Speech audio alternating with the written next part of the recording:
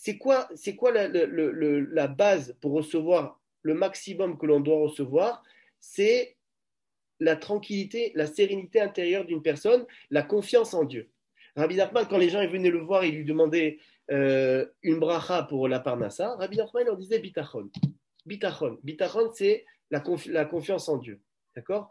La confiance en Dieu, ça veut dire que quoi qu'il arrive, eh ben, dans mon cœur, intimement, à l'intérieur de moi, quelle que soit la situation, même si je suis dans une situation critique, que je ne sais pas comment Hachem il peut faire pour maintenant en faire que dans 3 jours, je dois payer le loyer et je n'ai pas ces 1 500 euros, je ne les ai pas, eh bien, je ne m'inquiète pas.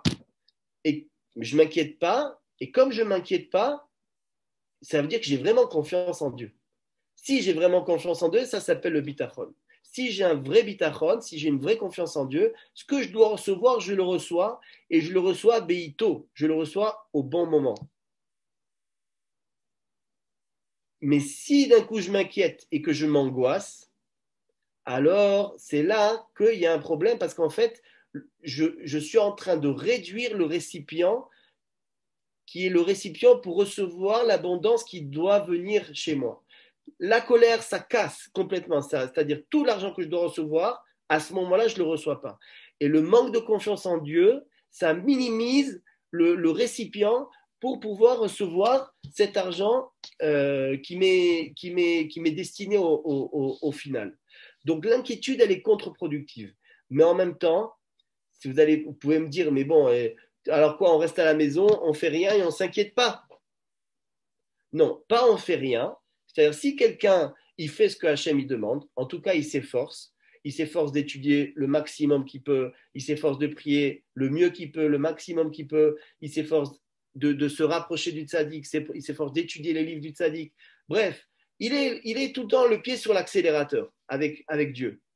Ça veut dire que c'est un guerrier. Il est comme un guerrier avec Dieu, il fonce.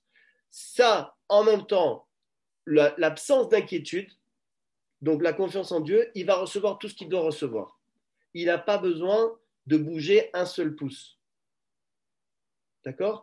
Maintenant, ce n'est pas facile de rester à étudier tout le temps et d'avoir confiance en Dieu. C'est une situation complexe. Même Rabbi Nachman, il en a parlé qu'à un moment donné, ça use de tout le temps devoir s'appuyer sur cette confiance en Dieu parce que c'est quelque chose qui peut fatiguer un peu.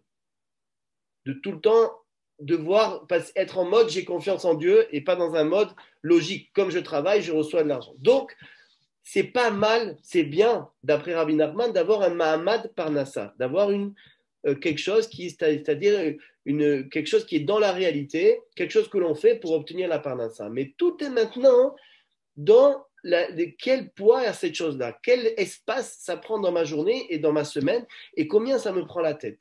Et c'est là que doit être notre prière, et c'est là que doit être notre objectif. Notre objectif, ça doit être de réduire l'activité et de maximiser l'étude de la Torah et la Tfila. Parce qu'à la fin de la journée, on a travaillé comme des fous, et on se rend compte que finalement, c'est pas parce qu'on a travaillé beaucoup qu'on a gagné plus. Des fois, on a travaillé peu et on a gagné beaucoup. On voit que c'est pas tellement lié finalement, mais quand même, on est embarqué dans ça. Mais à la fin de la journée, c'est clair que si j'ai fait 100 mitzvot, c'est pas comme si j'ai fait 2 mitzvot.